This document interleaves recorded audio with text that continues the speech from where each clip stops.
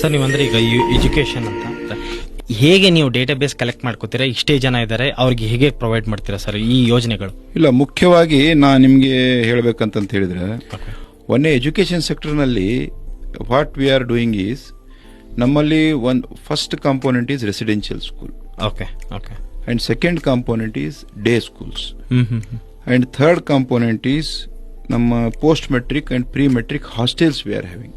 So ಇಲ್ಲೇ ಈ ಒಂದು ಶಾಲೆಗಳಲ್ಲಿ ಸಾಕಷ್ಟು ಒಂದು ಸ್ಟೂಡೆಂಟ್ಸ್ಗಳು, ಸುಮಾರು 1.5 ಲಕ್ಷ ಸ್ಟೂಡೆಂಟ್ಸ್ಗಳು ಇಲ್ಲೇ ಓದ್ತಾ ಇದ್ದಾರೆ ಈ ಒಂದು ನಮ್ಮ ಶಾಲೆಗಳಲ್ಲಿ.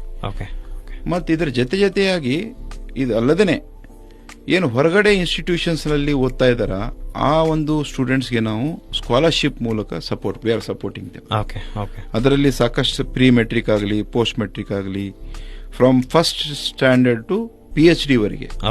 So we are giving scholarship. ಸೊ ಈ ತರ ಎಜುಕೇಶನ್ ಸೆಕ್ಟರ್ ನಲ್ಲಿ ನಾವು ಕೆಲಸ ಮಾಡ್ತಾ ಇದ್ದೀವಿ. ಈ ಸರ್ ಎಜುಕೇಶನ್ ಅಂತ ಬಂದಾಗ ಈ below party line, above party line ಅದೇನೋ ನೋಡ್ತೀರಾ ಸರ್? ಇಲ್ಲ, ನಮ್ಮಲ್ಲಿ ಅದು ಗೈಡ್ಲೈನ್ಸ್ ಇದೆ.